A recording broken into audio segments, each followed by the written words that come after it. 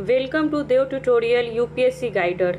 BPSC exam को देखते हुए हम लेके आए हैं बिहार स्पेशल से रिलेटेड इम्पॉर्टेंट फैक्ट्स। तो आइए हम जानते हैं मैप के थ्रू कि बिहार का गठन कब हुआ था। तो बिहार का गठन जो है 22 मार्च 1912 को हुआ था, जिसमें उड़ीसा भी सम्मिलित था। इसका स्थापना दिवस जो है बिहार दिवस हमेशा 22 मार्च को मनाया जाता है। तो 22 मार्च को इसलिए मनाया जाता है क्योंकि इसी दिन बिहार और बंगाल दोनों जो है वो आपको एक दूसरे से अलग हुआ था। इस वजह से जो है बिहार दिवस 22 मार्च को मनाया जाता है। अगर कोई आपसे ये पूछे कि 22 मार्च को पहली बार कब बिहार दिवस मनाया गया था, तो ये आपको मनाया गया था 2010 में माननीय मुख्यमंत्री नीतीश कुमार जी की कार्यकाल में। अब हम जानते हैं कि बिहार की राजधानी पटना, जिसकी स्थापना 1541 ईस्वी में हुई है। पटना के जो संस्थापक रहे हैं वो है शेर शाह सूरी, जिन्होंने सूरवंश की स्थापना की थी 1540 से 45 ईस्वी में। पटना का जो प्राचीन नाम है वो है पाटलिपुत्र, जिसकी स्थापना 461 ईसा पूर्व में हुई है। यहाँ एक इम्पॉर्टेंट फैक्ट है कि जो शेर शाह सूरी है ना, उन्होंने अपना जो है मकबरा है वो बनवाया था सासाराम में। एग्ज़ाम के पॉइंट ऑफ व्यू से ये इम्पॉर्टेंट है, अक्सर एग्ज़ाम में पूछता है। और इसका डेट भी ये 16 अगस्त 1545 ईस्वी में बन के तैयार हुआ है। अब पाटलिपुत्र के संस्थापक के बारे में जानते हैं। तो पाटलिपुत्र के जो संस्थापक हैं वो हैं आपको उदयन, यानी उदयन जिन्हें बोलते हैं, हर्यक वंश के थे। ठीक है। अब जानते हैं कि बंगाल से बिहार को अलग किया गया, तो ये कब हुआ था। तो ये हुआ आपको 22 मार्च 1912 को। उसी के समय जो है उसी वक्त बिहार से उड़ीसा को भी अलग किया गया, उसी के कुछ सालों बाद 1 अप्रैल 1936 को। और बिहार से झारखंड को अलग कब किया गया, 15 नवंबर 2000 को। तो 15 नवंबर 2000 सन में इसे ईयर में आपको जो है इसे अलग किया गया। ठीक है। और जब 15 नवंबर 2000 में अलग किया गया तो झारखंड आपका कौन सा राज्य बना, 28वां आपको राज्य बना। यहाँ पे बिहार से अलग होके झारखंड एक अच्छा खासा हिस्सा क्षेत्रफल की दृष्टि से रखता था, तो इस हिसाब से झारखंड बिहार के लिए बहुत ही महत्वपूर्ण था। अब जानते हैं कि एक स्वतंत्र प्रदेश के रूप में गठन बिहार का कब हुआ। तो ये हुआ था 1912 में। अगर कोई पूछे कि स्वतंत्र प्रदेश के रूप में बिहार का गठन कब हुआ था, तो 1912 में हुआ है। लेकिन एक भारतीय राज्य के रूप में अगर कोई गठन पूछे तो 1 अप्रैल 1936 लिखेंगे, उसे टिक करके आएंगे एग्जाम में। ठीक है। अब राजकीय चिन्ह के बारे में जानते हैं। तो राजकीय चिन्ह जो है वो बोधि वृक्ष है, जो 2 स्वास्तिक के बीच स्थित है। बोधि वृक्ष इसलिए चुना गया क्योंकि जो महात्मा बुद्ध थे वो बोधि वृक्ष यानी उसी के नीचे उन्हें ज्ञान की प्राप्ति भी हुई थी। इस वक्तत्व को देखते हुए बोधि वृक्ष जो है महात्मा बुद्ध के लिए भी और इस तरह से एग्जाम के लिए भी बहुत ही महत्वपूर्ण है। तो राजकीय चिन्ह आपको याद रखना है, बोधि वृक्ष है। अब आपको याद रखना है कि राजकीय पशु बैल है, जिसका वैज्ञानिक नाम अक्सर एग्जाम में पूछा जाता है, जिसे हम बोलते हैं बॉस इंडिसियस। अब राजकीय पक्षी जो है वो है गौरैया, जिसका वैज्ञानिक नाम है पैसिर डोमेस्टिसियस। अब राजकीय पुष्प के बारे में देखते हैं। तो वो है गेंदा, जिसका वैज्ञानिक नाम है क्लैंडियुला ऑफिसिनियलिस। अब राजकीय वृक्ष देखते हैं जो कि पीपल है। पीपल के पेड़ की पूजा भी की जाती है, इसलिए उसे एक रिलीजियस ट्री के रूप में भी देखा जाता है। तो अगर इसका वैज्ञानिक नाम याद रखना है तो जैसे फिकियस रेलिगियोसा है, तो रेलिगियोसा यानी रिलीजियस से याद रख लेंगे रेलिगियोसा, तो याद रहेगा कि राजकीय वृक्ष पीपल है और उसका जो वैज्ञानिक नाम है वो है फिकियस रेलिगियोसा। अब राजकीय मछली देखते हैं। तो वो है आपका देसी मांगुर, जिसका वैज्ञानिक नाम है कैलेडियस बेटारूस। ठीक है। अब राजकीय खेल के बारे में देखते हैं। वो है हमारा कबड्डी। राजकीय प्रथम भाषा जो है वो है आपकी हिंदी, और जो तीसरी भाषा है वो है मैथिली। द्वितीय राजकीय भाषा का दर्जा उर्दू को मिला है 1984 ईस्वी में। अगर राज्य गीत के बारे में बात करें तो मेरे भारत के कंठहार, इसके जो गीतकार हैं वो हैं सत्यनारायण। और जो राज्य प्रार्थना है वो है मेरे रफ्तार पर सूरज की किरणें राज करे। बिहार में सूरज की किरणें यानी सूरज को छठ पूजा के हिसाब से भी बहुत महत्वपूर्ण देवता के रूप में उनको पूजा जाता है, उनका नमन किया जाता है। छठ पूजा बहुत ही फेमस है, तो इस हिसाब से आप याद रखिएगा कि मेरे रफ्तार पर सूरज की किरणें राज करें, यही हमारे बिहार का राज्य प्रार्थना है। अगर आकृति की बात करें तो बिहार की आकृति जो है वो आयताकार है। और क्षेत्रफल की बात करें तो ये संपूर्ण भारत का 2.86% कवर करता है। कवर करते हुए ये 94,163 वर्ग किलोमीटर क्षेत्र को कवर करता है। ठीक है, फिर क्षेत्रफल की दृष्टि से अगर बिहार का देश में स्थान देखें तो ये 12वां है राज्यों में। और अगर यही आपको बोल दे कि जनसंख्या की दृष्टि से कौन सा स्थान है भारत में, तो तीसरा है। ये भी आपको यहाँ पे लिख लेना है, नोट कर लेना है कि तीसरा स्थान है, तीसरा स्थान है किसकी दृष्टि से,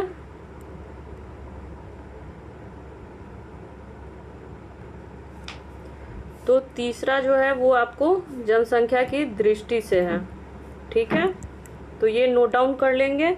तो पहला और दूसरे स्थान पे जनसंख्या की दृष्टि से कौन है, तो पहले स्थान पे अपना यूपी आता है, उत्तर प्रदेश, और दूसरे स्थान पे आता है, तो पहले स्थान पे जो है आपका यूपी है।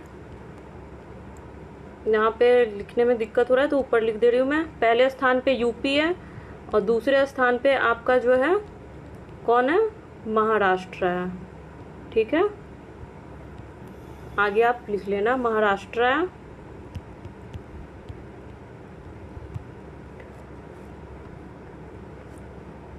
अब शहरी क्षेत्रफल की दृष्टि से देखेंगे तो शहरी क्षेत्रफल जो है वो आपका 1095.49 वर्ग किलोमीटर है। और वहीं अगर ग्रामीण क्षेत्रफल की बात करें तो 92,257.51 किलोमीटर है। क्षेत्रफल की दृष्टि से सबसे बड़ा जिला कौन सा है, पश्चिम चंपारण, 5,228 वर्ग किलोमीटर है। आइए हम मैप में देखते हैं कि पश्चिम चंपारण कहाँ पे है। तो ये रहा आपका पश्चिम चंपारण जो सबसे बड़ा जिला है।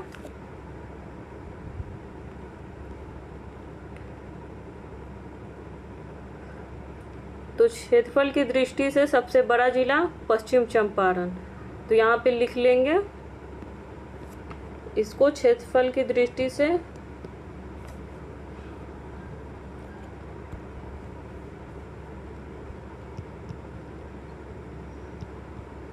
मैं यहाँ पे बिग एरिया लिख दे रही हूँ, आप नोट डाउन कर लेना कि बिग एरिया जो है पश्चिम चंपारण का है। ठीक है,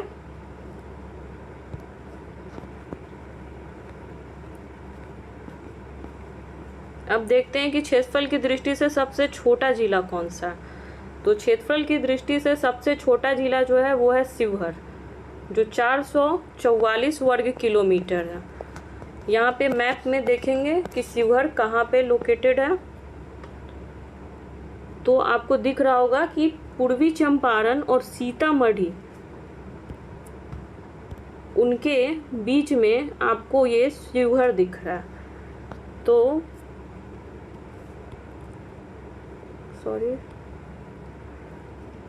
शिवहर दिख रहा है, तो इसको यहाँ पे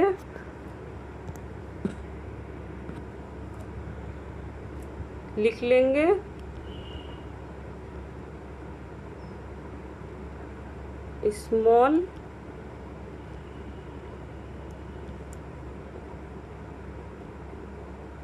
स्मॉल एरिया जो है वो आपका जो है शिवहर है।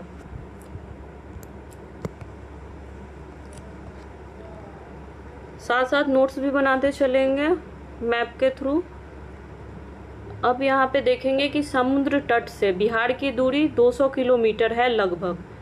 अगर अक्षांशीय विस्तार की बात की जाए तो 24 डिग्री 20 मिनट 10 सेकेंड से लेकर 27 डिग्री 31 मिनट 15 सेकेंड उत्तरी अक्षांश है। और देशांतरीय विस्तार की बात की जाए तो 83 डिग्री 19 मिनट 50 सेकेंड से 88 डिग्री 17 मिनट 40 सेकेंड पूर्वी देशांतर के बीच जो है वो हमारा बिहार स्थित है। बिहार की जो जलवायु है वो है उष्णकटिबंधीय। अगर कोई पूछे कि बिहार की जलवायु उष्णकटिबंधीय क्यों है, तो इसलिए क्योंकि बिहार जो है हमारा वो कर्क रेखा के नज़दीक स्थित है, इसीलिए वहाँ पे गर्म और शुष्क दोनों तरह की जलवायु होने की वजह से उष्णकटिबंधीय मानसून है। कुल संचित क्षेत्र की बात की जाए तो 72.07 लाख हेक्टेयर जो है कुल संचित क्षेत्र है, और सर्वाधिक संचित क्षेत्र वाला जो जिला है वो है 16%, जमुई में है। तो आइए यहाँ पे मैप पे हम इसे लोकेट करते हैं जमुई को।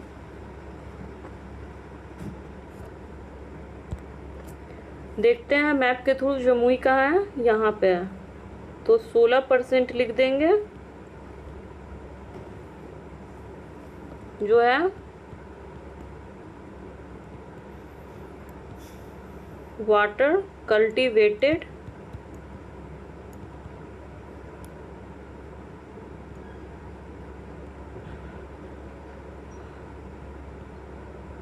Cultivate area.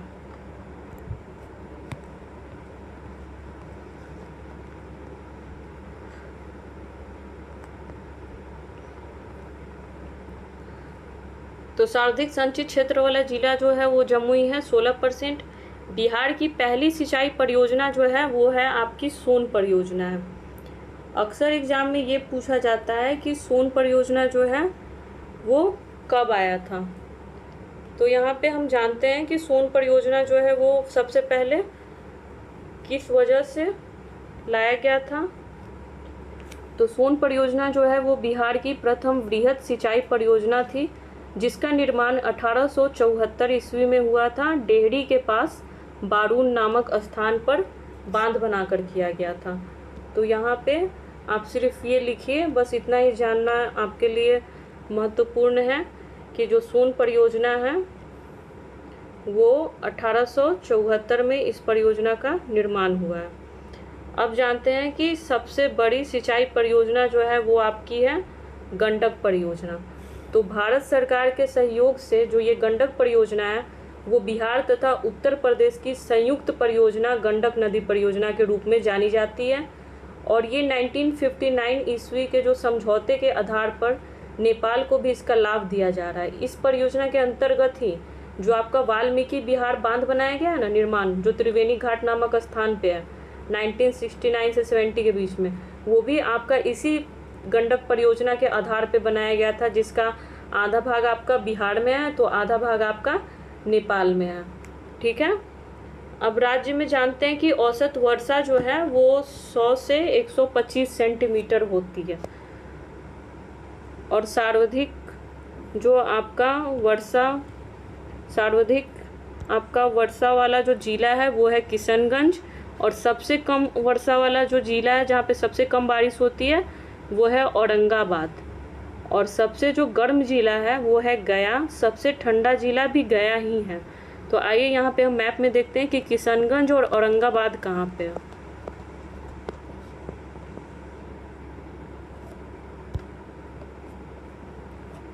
तो आप यहाँ पे देख सकते हैं कि किशनगंज जो है वो यहाँ पे है,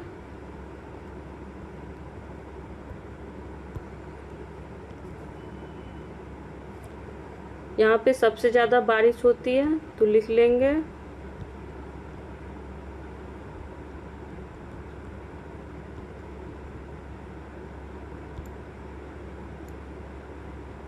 हेवी रेन। ठीक है।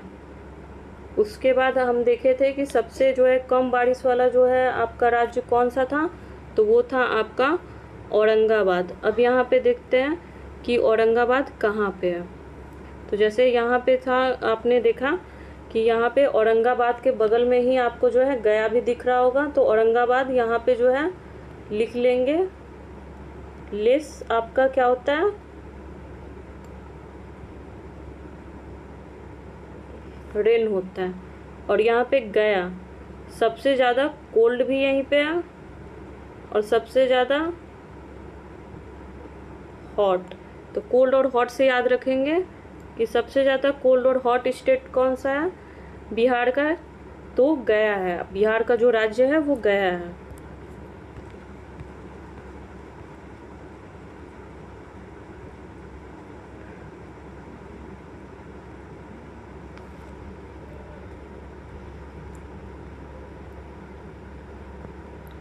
अब हम बिहार की भौगोलिक सीमाओं के बारे में जानते हैं कि बिहार की जो भौगोलिक सीमाएं हैं वो कौन कौन सी हैं। तो बिहार के उत्तर में जो है नेपाल है, दक्षिण में आपके झारखंड है, पश्चिम में उत्तर प्रदेश के साथ बिहार सीमा साझा करता है, वहीं पूर्व में पश्चिम बंगाल के साथ सीमा साझा करता है। अब राज्य की सीमा से लगे जो राज्य हैं उनके बारे में जानते हैं। तो ये एग्ज़ाम में अक्सर पूछे जाते हैं कि जो है आपका राज्य के सीमा से लगे राज्य कौन कौन से हैं, मिलान करें, इस तरह के क्वेश्चन बना के देता है बीपीएससी। तो इसलिए जानना और इसे याद रखना भी दोनों इम्पोर्टेंट है कि राज्य की सीमा से लगे राज्य जो 3 हैं वो है पश्चिम बंगाल, उत्तर प्रदेश और झारखंड है। तो ये छोटा सा है तो इसको याद करने के लिए कोई ट्रिक नहीं, आप ऐसे भी याद रख सकते हो सकता है पश्चिम बंगाल, उत्तर प्रदेश और झारखंड है। वहीं अगर उत्तर प्रदेश की सीमा से लगे जिले जो हैं वो हैं 8 हैं आपके। तो वो 8 कौन कौन से हैं, तो है रोहतास है, कैमूर है, बक्सर है, भोजपुर है, सारण है, सिवान है, गोपालगंज है, पश्चिम चंपारण है। ठीक, यहाँ पे मैप में देखते हैं कि कैसे कहाँ से ये सारे जो है स्टेट जो है बिहार के जो राज्य हैं वो कैसे उत्तर प्रदेश से लग रहे हैं। तो यहाँ पे आप देख सकते हो जो मैंने आपको बताया था कि पश्चिम बंगाल था आपका, पश्चिम चंपारण था आपका, पश्चिम चंपारण था, गोपालगंज था, सिवान था, सारण था। तो पश्चिम चंपारण,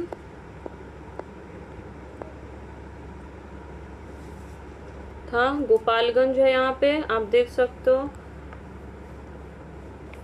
कि पश्चिम चंपारण है, गोपालगंज है, सिवान है, फिर सारण है, फिर भोजपुर है, कैमूर है आपका, रोहतास भी आपका जो है ये सब भी लग रहा है, फिर आपका जो है यहाँ पे बक्सर भी लग रहा है।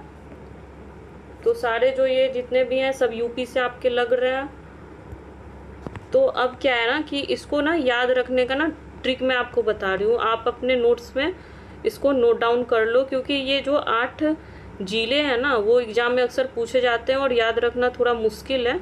तो इसके लिए आप लिख सकते हो एक ट्रिक में कि गोपाल, सिवानी, रोहित, सारण गए भोज में पश्चिम दिशा में कैमरे वाले बक्सों के साथ। यानी वो लोग जो हैं वो कैमरे वाले बक्सों को लेके गए अपने साथ, क्योंकि उनको भोज खाना था कहाँ पे, सारण में।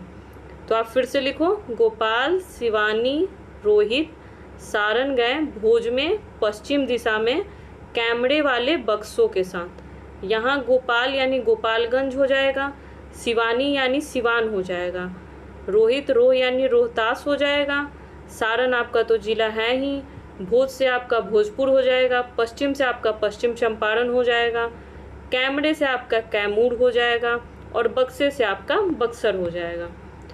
अब देखते हैं पश्चिम बंगाल की सीमा से लगे जिले जो कि 3 हैं, कौन कौन से हैं, किशनगंज, पूर्णिया, कटिहार। आइए मैप में देखते हैं किशनगंज, पूर्णिया, कटिहार कहाँ पे है। तो ये देख रहे हैं आप कि ये आपका जो है किशनगंज, पूर्णिया, कटिहार, और ये जो है आपका किससे लग रहा है, तो ये आपका लग रहा है पश्चिम बंगाल से।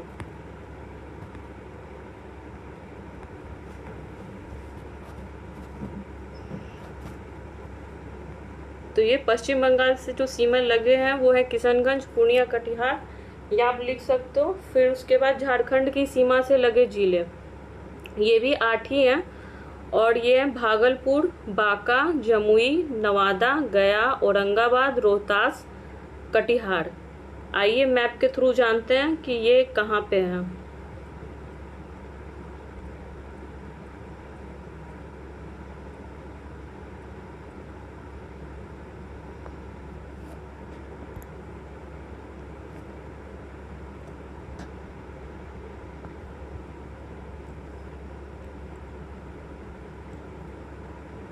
तो ये आपका भागलपुर जो है, बांका है, जमुई है, नवादा है, गया है, ठीक है, कटिहार है, यही सब है। तो ये सारे जितने भी हैं आपको, ये किससे लग रहे हैं? झारखंड से लग रहे हैं। और कौन कौन से राज्य थे वो यहाँ पे आप देख सकते हैं कि जमुई था, नवादा था, गया था, औरंगाबाद और रोहतास और कटिहार भी था। तो यहाँ पे भागलपुर, बांका, जमुई, नवादा, गया, औरंगाबाद, रोहतास, कटिहार को याद रखने के लिए एक ट्रिक यूज कर सकते हैं कि अब शादी बाद बेटी भाग गई कटिहार, घर वाले ज़्यादा ना रोना। शादी के बाद बेटी भाग के गई ससुराल, कहाँ? कटिहार में, तो घर वाले ज़्यादा ना रोना। तो ये लिखेंगे, आप नोट डाउन करो कि अब शादी बाद बेटी भाग गई कटिहार, ससुराल, ज़्यादा ना रोना घर वाले।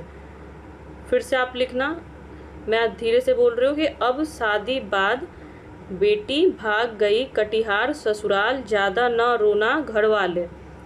तो यहाँ पे अब यानी औरंगाबाद, बाद यानी बांका, भाग यानी भागलपुर, गई से गया हो गया, कटिहार तो है ही जिला, ज़्यादा से जमुई हो गया, न से नवादा हो गया, और र से रोना यानी रोहतास हो गया।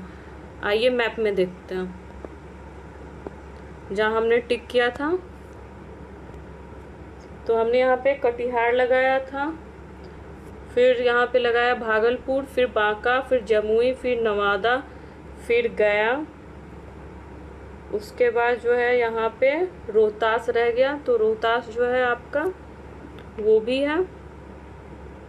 और कौन सा है जिला? तो नवादा तो हो ही गया आपका, ये रोहतास भी आ जाएगा। और उसके बाद क्या था इसमें? भागलपुर था, तो भागलपुर हो ही गया है, तो इतना आपको याद रखना है, ठीक है। और यहाँ पे औरंगाबाद भी है। तो ये सारे जो हैं ऐड करके झारखंड से सीमा साझा करते हैं।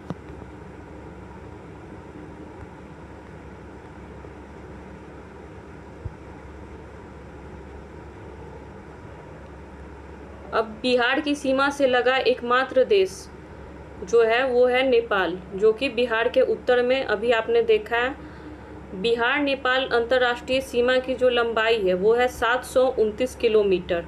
नेपाल की सीमा से लगे जो जिले हैं वो भी 7 हैं: पश्चिम चंपारण, पूर्वी चंपारण, सीतामढ़ी, मधुबनी, सुपौल, अररिया, किशनगंज।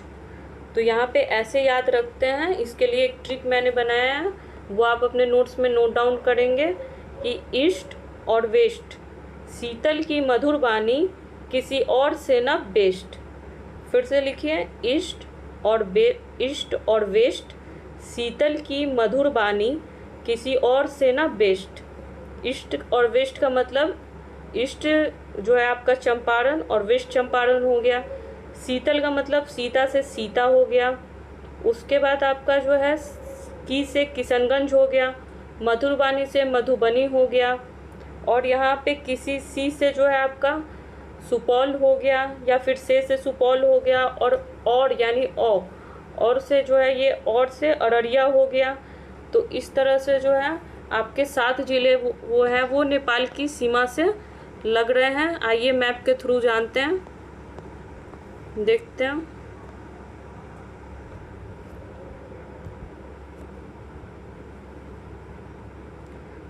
तो यहाँ पे क्या है?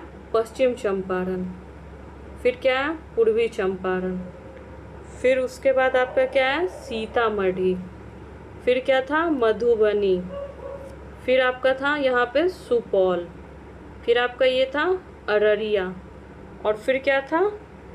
किशनगंज। तो ये सारे जो हैं जितने भी हैं वो आपके लग रहे थे नेपाल से। तो यहाँ पे लिख लेंगे नेपाल, ठीक है। ये सारे जितने भी ज़िले वो आपके नेपाल डिस्ट्रिक्ट के साथ अपना बॉर्डर साझा करते हैं। अब यहाँ पे जानते हैं कि जो सबसे उत्तरी ज़िला है वो हमने देख लिया था कि पश्चिम चंपारण है। तो यहाँ पे सबसे उत्तरी ज़िला अगर आपको बोले तो मैप में देखिए पश्चिम चंपारण, ये आपका उत्तरी जिला भी है, तो इसको मैं ND से डिनोट कर रही हूँ। नॉर्थ डिस्ट्रिक्ट जो है आपका पश्चिम चंपारण है, ठीक है।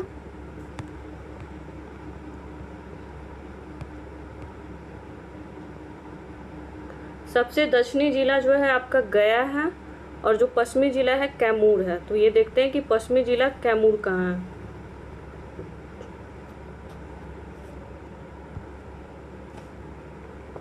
तो यहाँ पे आप लिखोगे सबसे पश्चिमी जिला जो है, यानी इसको मैं वेस्ट डी या फिर WD लिख सकते हो आप। वेस्ट डी यानी वेस्ट जो है आपका डिस्ट्रिक्ट है वो है कैमूर है।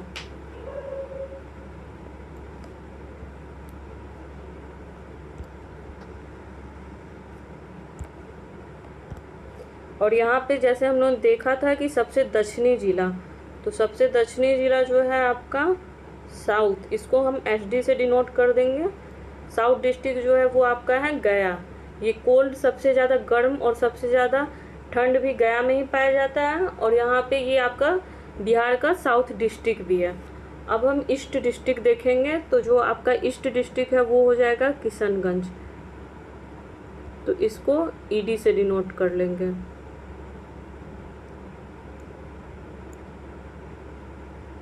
ठीक है, तो ये आपका किशनगंज हो गया।